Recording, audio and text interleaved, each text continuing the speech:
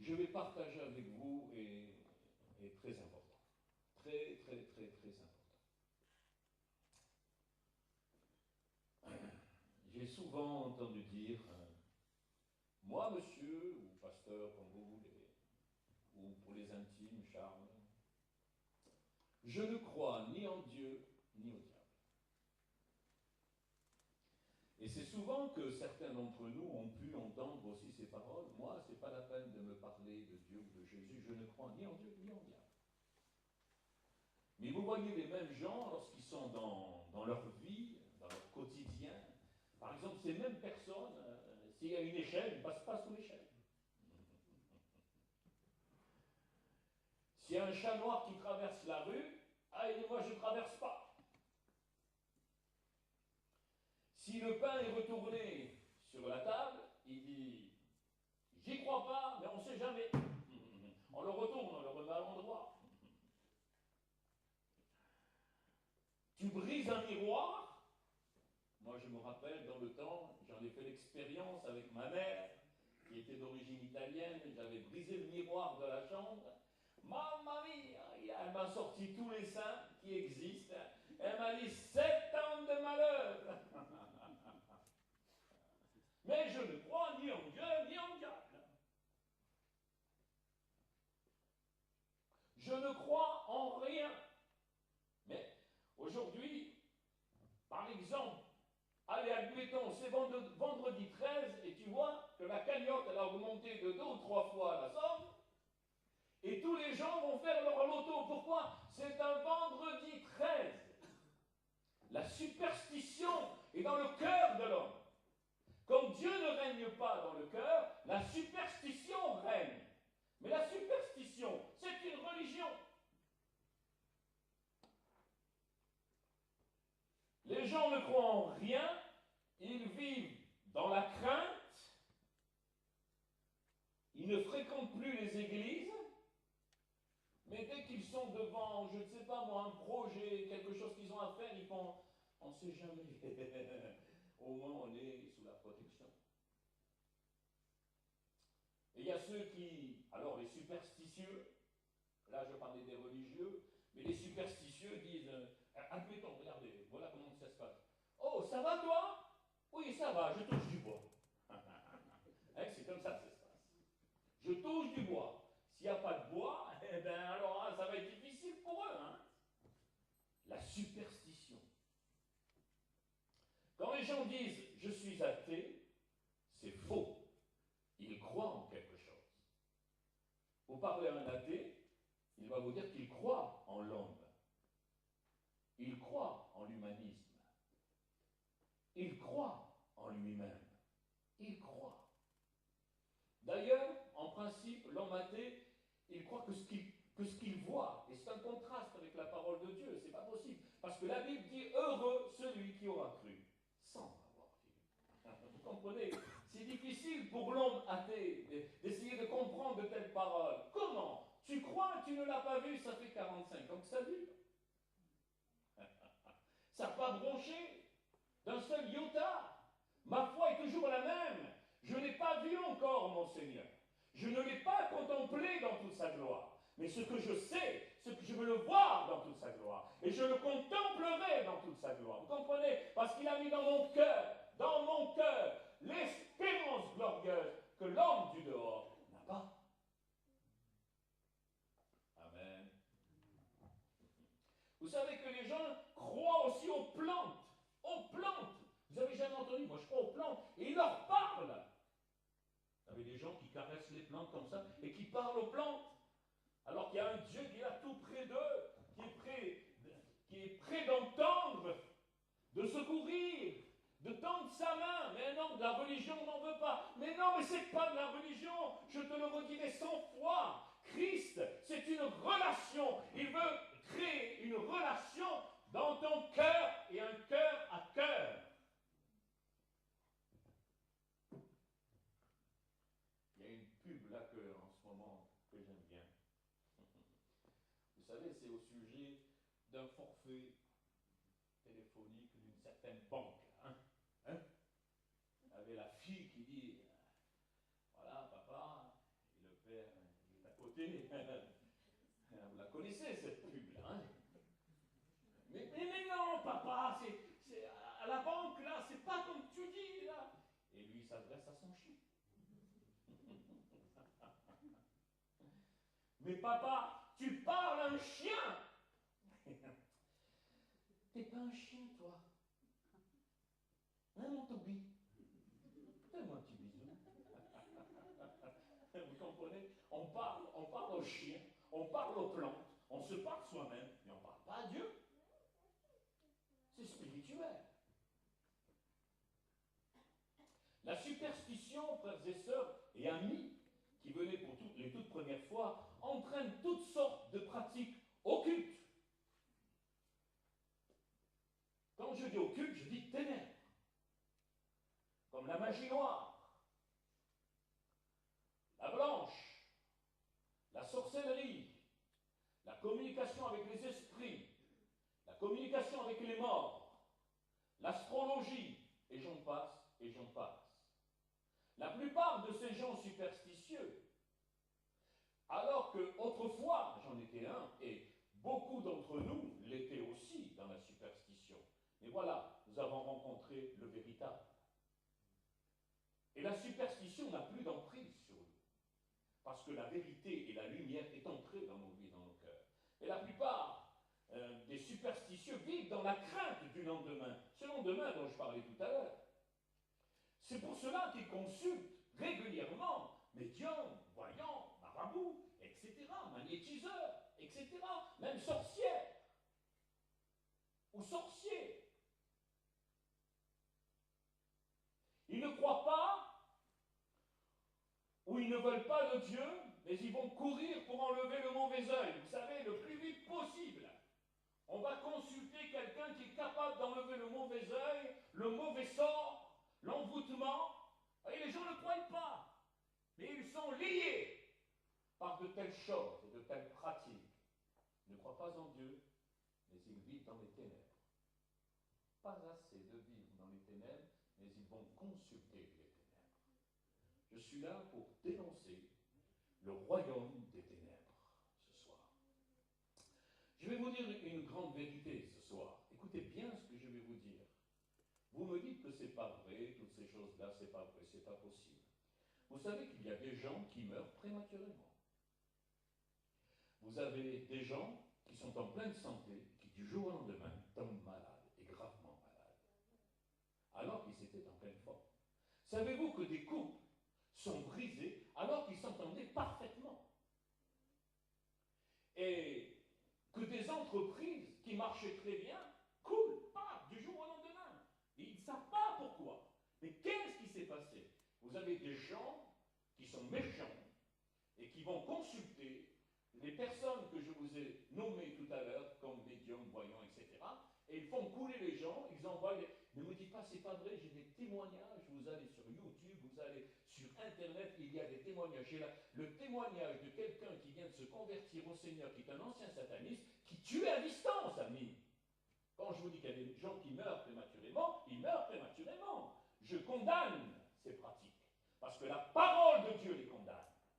Et le monde est obligé d'entendre cela, afin de ne pas être, comment je pourrais dire, prisonnier de ce système.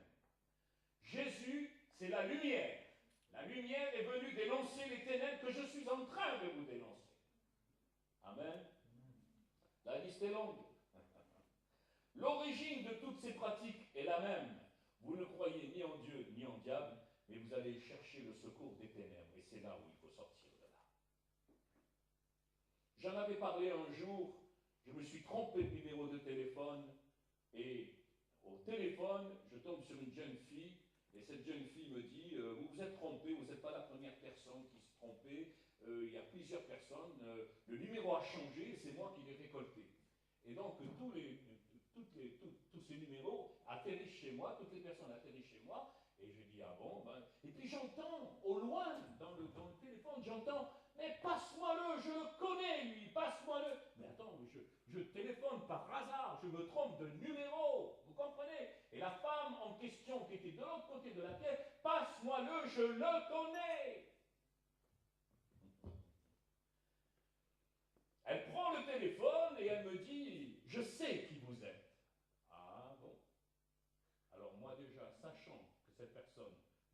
connais pas, je fais de suite le rapprochement, bien évidemment. Elle m'a dit, vous avez chanté à tel endroit, je vous reconnaîtrai entre mille, avec votre sourire. Je vous reconnaîtrai entre mille. Vous avez chanté dans une église, au Pont du Las, j'y étais. Et donc, après, elle me dit, voilà, je suis très croyante, etc., etc. Et une fois qu'on a parlé pendant un bon moment, je vais abréger, elle me dit, je prie pour la guerre d'Irak.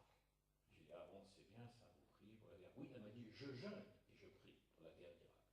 Ben, vous savez, quelqu'un qui entend ça, ben, il fonce dedans, il dit, ah, ben, c'est formidable. Mais moi, je savais à qui j'avais affaire. Et une fois qu'elle a fini de parler, je lui dis, je peux vous poser une question maintenant? Elle me dit oui. Alors j'ai dit, maintenant, vous allez me confesser le nom de Jésus. Elle a fait, ah, qui c'est Jésus? Je ne vais pas m'étendre là-dessus. Qui c'est Jésus? Ça y est, j'ai dit, vous êtes dévoilé. Au nom de Jésus, je vous lis. Et maintenant, repentez-vous. Repentez-vous de vos trafics de ténèbres. Et j'ai raccroché. Vous comprenez? Il y a un monde de ténèbres et un monde de lumière. Et ce soir, il va falloir accepter Jésus, le monde de la lumière. Vous savez, l'Éternel avait mis en garde le peuple d'Israël au sujet de toutes ces pratiques dangereuses et ténébreuses. Il leur a dit que c'était une abomination. Vous l'avez dans le livre de Deutéronome, beaucoup le connaissent, chapitre 18, verset 10. Qu'on ne trouve chez toi personne qui fasse passer son fils ou sa fille par le feu, personne qui exerce le métier de devin, médium, d'astrologue, d'augure, de magicien, d'enchanteur, personne qui consulte ceux qui évoquent les esprits ou disent la bonne aventure, personne qui interroge les morts. Parce que même dans les religions, on interroge les morts. Et ça, c'est condamné par la parole de Dieu. Car quiconque fait ces choses est en abomination à l'Éternel. Et c'est à cause de ces abominations que l'Éternel, ton Dieu, va chasser ces nations devant toi. Tu seras entièrement à l'Éternel, ton Dieu. Car ces nations que tu chasseras, écoute, les astrologues, les devins, mais à toi, l'Éternel, ton Dieu, ne le permet pas. Dans Nombre 23, 23, il est écrit « Non, pas de divination en Jacob, pas de sortilège en Israël. » Vous entendez? L'Éternel est contre toutes ces pratiques. Lorsque Jésus est descendu sur la terre des hommes, il est venu dénoncer toutes ces pratiques. Vous allez me dire, non, on y croit pas. Mais, amis, la plupart des gens qui consultent sont fermés par la suite à l'Évangile, ont de la difficulté à lire la Bible, ont de la difficulté à marcher avec Jésus, ont de la difficulté à... Je connais des gens qui avaient la Bible ouverte et qui ne voyaient rien. Rien, noir complètement. Pourquoi? Pour avoir pratiqué ces pratiques dangereuses et ténébreuses. C'est ça l'évangile, amis. L'évangile, c'est quoi? C'est deux mondes. Un qui vous entraîne en enfer et l'autre qui vous ouvre la porte du royaume de Dieu. C'est ça. Vous croyez que l'on prêche l'évangile pour se dire, eh bien écoute, je prêche l'évangile, voilà, il fallait que je vous prêche ce soir cela. J'étais arrêté, j'ai 17 onces de tension.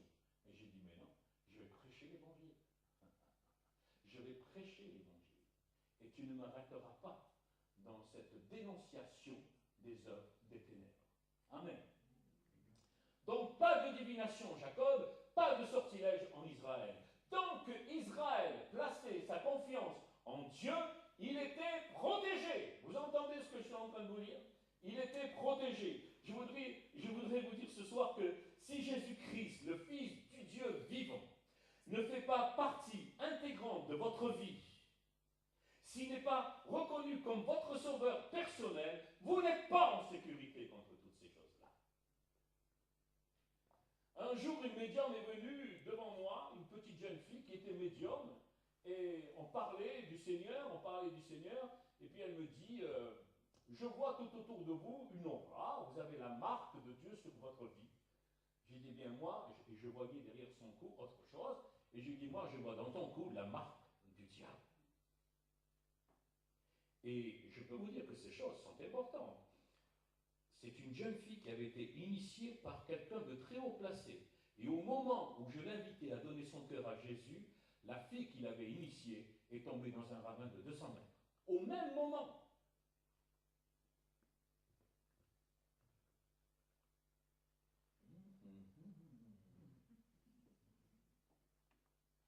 C'est ça l'évangile. Pourquoi croyez-vous que Jésus est descendu sur la terre des hommes? Pour effectuer un voyage interplanétaire? Pour contempler les galaxies qu'il a créées?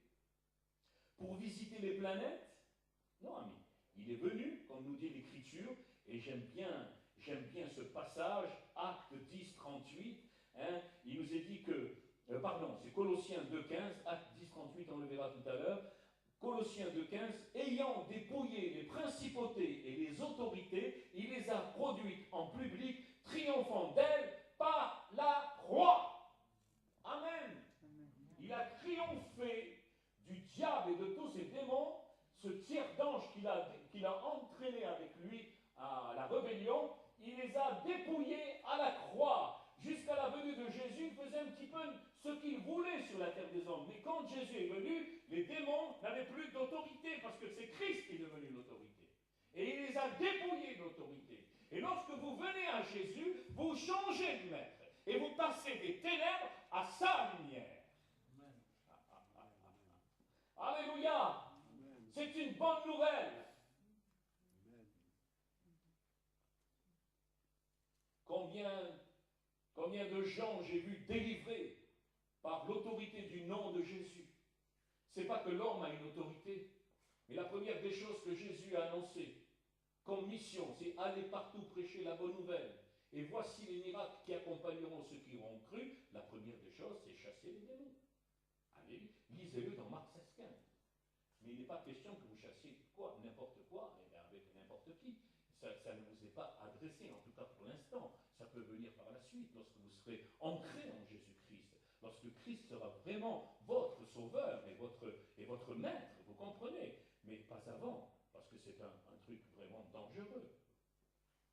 Mais tout ça pour vous dire qu'il est venu pour délier le captif. Il est venu pour secourir et sortir des prisons, de leur prison, tous les gens qui sont encore liés par des puissances mauvaises. Amen. Il est descendu pour récupérer une humanité en danger. Et vous faites partie de l'humanité. Je fais partie de l'humanité. De quelle manière a-t-il triomphé, frères et sœurs? Je viens de vous le dire. De quelle manière il a triomphé? Par la croix. Est-ce que vous pouvez le dire avec moi? Par la croix. Il a dit, personne ne m'ôte la vie, c'est moi qui donne ma vie. Donc, en réalité et en définitive, ce n'est pas les Romains qui ont tué Jésus. Ce n'est pas les Juifs qui ont tué Jésus. C'est le péché de l'humanité. C'est le péché, la rébellion contre Dieu, le refus de Dieu et de son salut qu'il propose. C'est ça ce qu'il est venu démolir. Amen. Il est venu démolir ce principe. Amen. La croix, la croix. Bien des gens portent la croix à leur cou. D'autres l'ont dans leur porte-monnaie. D'autres ont la croix ici pour une représentation. Mais on n'en fait pas un symbole d'idolâtrie. Elle est là pour symboliser l'acte on rappelle. Et puis les gens qui viennent un petit peu, ils savent au moins que nous sommes chrétiens. Mais on n'en fait pas un sujet d'idolâtrie. Et vous avez des gens qui en font un sujet d'idolâtrie. Ils viennent, ils se prosternent devant la croix. Mais ce n'est pas la croix qui a payé. C'est Christ. C'est Jésus-Christ. Alors on la porte au cou, dans une porte-monnaie, sur un banc de mur. Et un jour, Paul se rend en Grèce. Et acte 17, 22 pour ceux qui notent. Paul, debout, au milieu de l'aréopage, dit « Homme athénien, je vous trouve à tous égards extrêmement religieux. » C'est ce qu'il va dire. Il va leur dire, mais vous êtes tellement religieux. Et quand vous prenez le mot religieux, ce qui est tiré du grec, c'est, alors là c'est un petit peu compliqué, dais et daimon esteros. C'est un peu compliqué. Hein. Ça veut dire, vous savez ce que ça veut dire, ce mot religieux? Superstition. Mais voilà, de ce mot est composé en deux mots. Alors ça veut dire superstition, et la première partie de ce mot, c'est délios, ça veut dire craintif, avoir peur. Peur de quoi? Ben, c'est la deuxième partie qui va vous le dire. Parce que le mot qui continue, c'est daimon. Ça veut dire démon. C'est-à-dire que derrière chaque religion, excusez-moi, je ne vise personne, mais la religiosité, je vais vous dire, la religion, c'est une invention du diable. Ce que je vous propose, c'est une liberté en Jésus-Christ. C'est le royaume de Dieu. C'est appartenir à Jésus. Aucune religion ne vous sauvera, amis. Aucune religion ne vous mettra en sécurité comme Christ peut vous mettre en sécurité. Alléluia. Alléluia. Alors que l'on soit catholique, protestant, baptiste, pentecôtiste, charismatique, tout ce que vous voulez, ce sont que des étiquettes. Mais Jésus n'est pas formé une étiquette, il est venu former une église, son corps. Quand vous entrez dans un lieu comme celui-ci, vous ne dites pas « je vais à l'église, je rentre à l'église ». L'église, c'est chaque membre qui a donné son cœur à Jésus, qui est devenu une pierre vivante dans le corps de Christ. Il y a en France une malformation des choses. Vous comprenez? L'église, c'est moi, c'est toi, c'est tous ceux qui ont accepté Jésus. Mais le reste sont que des murs, que des murs.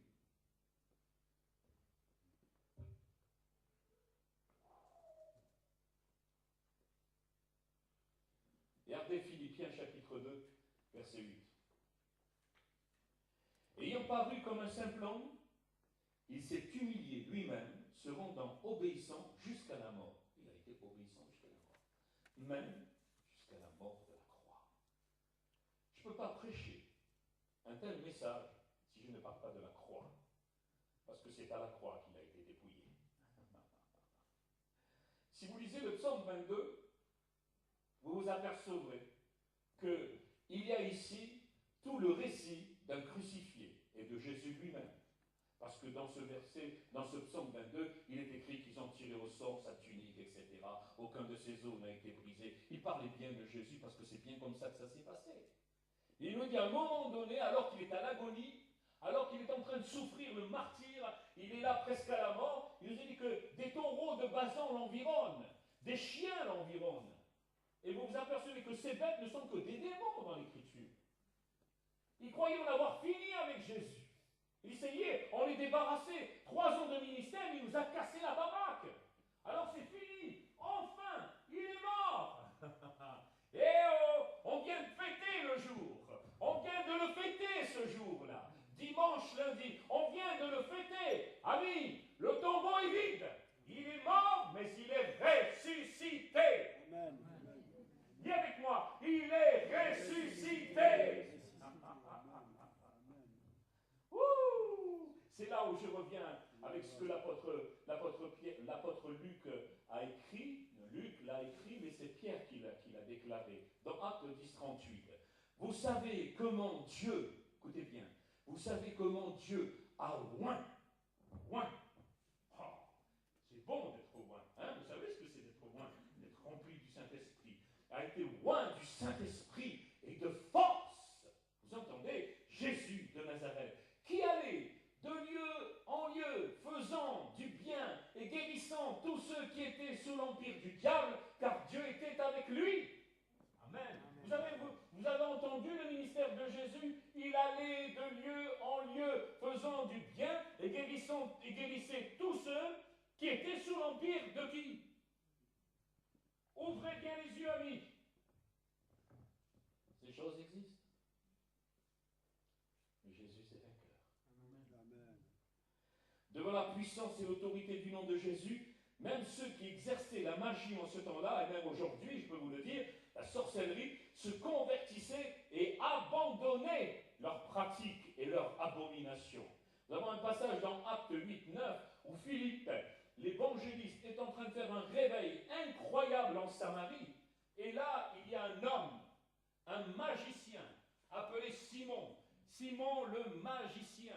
Il est là. Tout le monde disait que sa pratique et la puissance qu'il avait était de Dieu. Et voilà que Philippe vient et qu'au nom de Jésus, les démons sont chassés, les paralytiques se lèvent, et les morts ressuscitent. Et il y a un réveil monstre. Et ce magicien se dit, mais qu'est-ce que c'est cette puissance? D'où il la tient cette puissance? Il est plus puissant que moi. Mais voilà, lui il la tient du diable et l'autre la tient de Dieu.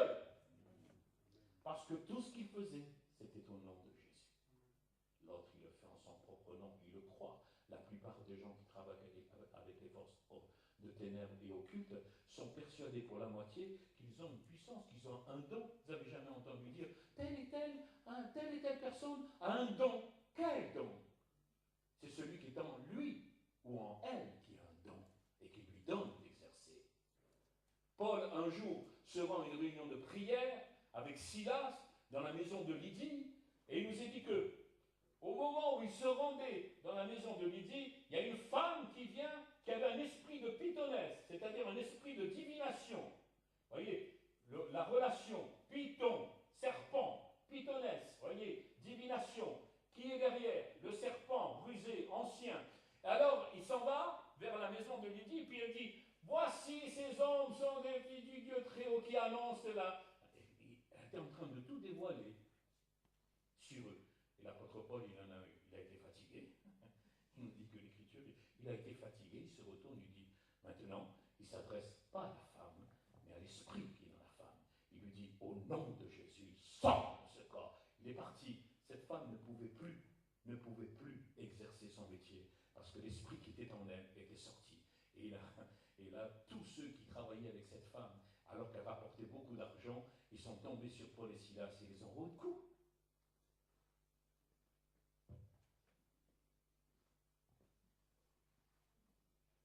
Oh là, il y a beaucoup qui ne sont pas contents.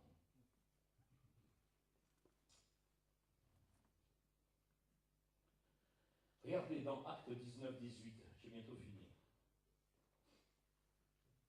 J'aime ce passage, parce que c'est important.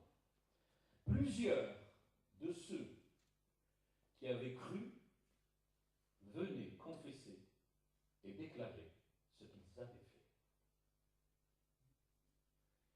Et un certain nombre de ceux qui avaient exercé les arts magiques, ayant apporté leurs livres, les brûlèrent devant tout le monde. On en estima la valeur à 50 000 pièces d'argent. J'ai converti ça. Ça fait 5 183,27 €. C'était une somme, une fortune pour l'époque. 5 183 €. C'était une fortune. Ils les ont tout brûlé. Ami, tu as touché à l'occultisme. Tu as touché à la voyance. Est-ce que tu as touché à toutes ces pratiques? Je te demande, si tu as des livres chez toi, si tu as des petits sachets de sel ou je ne sais pas de quoi, des photos, etc., tu t'en débarrasses au plus vite. Tu brûles tout cela au plus vite. Parce que c'est de la malédiction qui est chez toi. Ça va même jusqu'à des Bouddhas qui peuvent être chez toi et qui peuvent être une malédiction pour toi. Comment? Bouddha, mais c'est religieux, mais il est derrière la religion, je te le dis. Un jour, une chrétienne est tombée gravement malade, et elle ne savait plus comment faire, elle fait venir mon pasteur qui était de Marseille, et mon pasteur s'est rendu chez elle, et il lui a dit, mais qu'est-ce qui vous arrive? Elle dit, je ne sais pas, je suis malade, du jour au lendemain, j'étais malade, je ne sais pas qu'est-ce qui m'arrive. Et puis alors, en parlant, il voit sur la cheminée un Bouddha. C'était une chrétienne, engagée. Mais par ignorance, elle a dit, mais j'ai accepté. Mais c'est quoi ça? Elle lui dit, mais j'ai accepté ça parce que c'est des amis qui me l'ont fait cadeau, je n'ai pas voulu refuser. Eh bien, c'est dès le premier jour où elle a accepté ce cadeau qu'elle est tombée malade. Bouddha, c'est de l'idolâtrie. Dieu est contre l'idolâtrie. Il dira, ils ont des yeux, ils ne voient point. Ils ont des pieds, ils ne marchent point. Ils ont des oreilles, ils n'entendent point. Ils ne peuvent rien pour vous. Dieu est esprit, est vérité. Lui, il répond quand on l'appelle. Amen. Quand un malheureux crie, l'Éternel l'entend. Et il vient et il le secourt. Voilà où est la délivrance. Alléluia.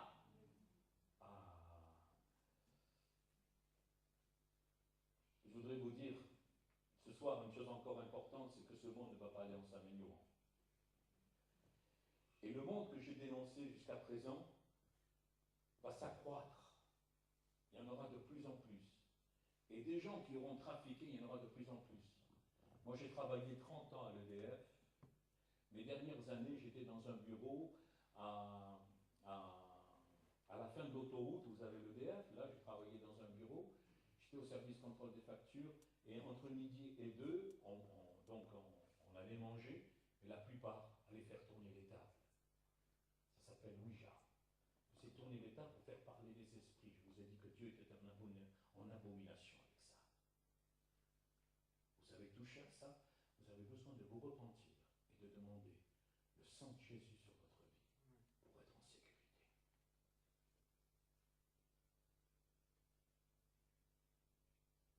Faire parler les vers. Mais ce n'est pas le vers qui parle, c'est l'esprit qui parle.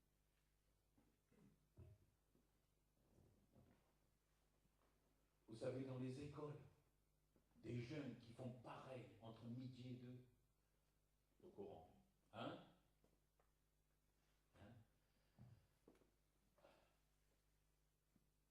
Trafic avec le monde occulte. Vous savez que, ne serait-ce qu'au lycée Jean Icard, vous avez des satanistes qui sont là, des satanistes qui font leur truc dans le lycée. Et vous dites après que ces choses-là n'existent pas. Mais eux, ils invoquent, comme nous invoquons Dieu, eux, ils invoquent Satan. C'est un monde, deux mondes opposés. Opposés. Nous avons besoin de nous repentir si nous avons touché à tout cela, de confesser notre péché et de venir à Jésus afin qu'il vous lave. Le sang qui a coulé à la croix, il est là pour nous laver, nous purifier de toute souillure spirituelle. De toute souillure spirituelle. Amen. Dans Jean 12, 35, il est dit, Jésus leur dit, la lumière est encore pour un peu de temps au milieu de vous. Elle est encore pour un peu de temps. Où? Au milieu de vous. Marchez pendant que vous avez la lumière, afin que les ténèbres ne vous surprennent point. Celui qui marche dans les ténèbres ne sait où il va. Vous comprenez? Et c'est logique. Si on se mettait à tout éteindre là maintenant, vous vous levez pour partir, vous allez tâtonner. Ben, le monde, sans Christ, il tâtonne. Il ne sait pas où il va. Il tâtonne un coup, il va se bousculer contre un meuble, contre une chaise, parce qu'il ne sait pas où il va. Mais quand la parole de Dieu vient habiter nos cœurs, elle est une lumière qui vient éclairer notre marche, notre sentier, vous comprenez? Et vous voyez parfaitement, vous savez où vous mettez les pieds avec Jésus. Alléluia.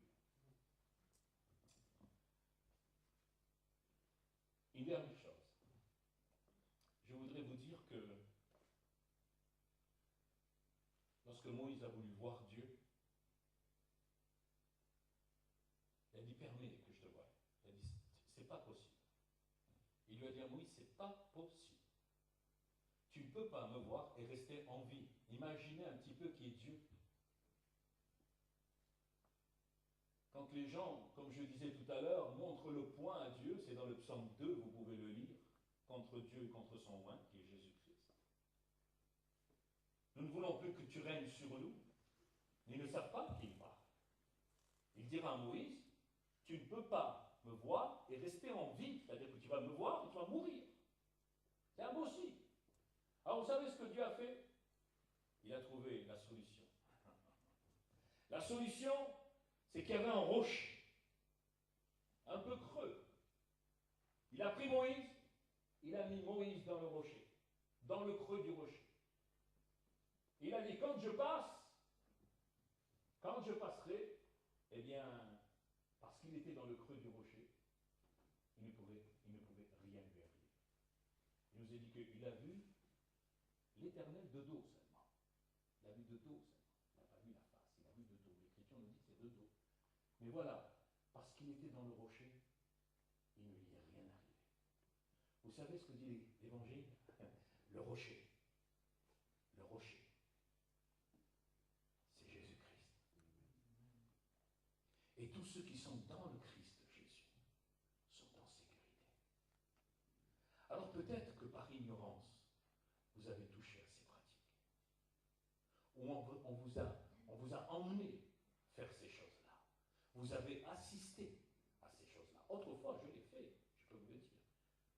Mais j'en ai été libéré, délivré.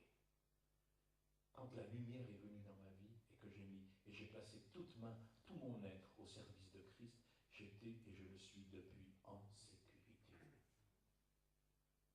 En sécurité. Et celui qui veut me faire du mal, il va se faire du mal. Parce que Christ est en moi. Et s'il est en moi, qui sera contre moi, dit l'Écriture. Je n'ai pas peur de l'homme. Mais ma seule crainte, c'est d'aimer Dieu. D'avoir de la crainte pour lui. Envers lui. Et je sais une chose, c'est que tant que je suis dans sa main, il ne m'arrivera à rien. Je suis dans le creux du rocher. Je suis en sécurité. En sécurité. Veux-tu être en sécurité ce soir? C'est une question que je vous pose. Amen. Voilà la différence entre un chrétien et quelqu'un qui dit « je suis athée ». Celui qui dit « je suis athée », il n'est pas en sécurité dans ce monde. Mais celui qui est engagé avec le Seigneur et qui a accepté Jésus, il est en sécurité par rapport à toutes ces pratiques déjà. Et maintenant, ne me faites pas dire ce que je n'ai pas dit et que je ne veux pas dire. On ne vient pas à Christ pour être simplement délivré de l'occultisme ou de toutes ces pratiques. On vient à Christ pour être sauvé, pour être lavé par son sang, pour avoir son nom inscrit dans le livre de vie. Amen. Pour devenir une créature nouvelle. Après, il a dit, cherchez premièrement le royaume de Dieu. Et toutes choses vous seront données par-dessus tout. Par-dessus tout. Mais cherchez premièrement le royaume de Dieu. Jésus-Christ est venu nous parler du royaume de Dieu. Amen. On va prier le Seigneur. Alléluia.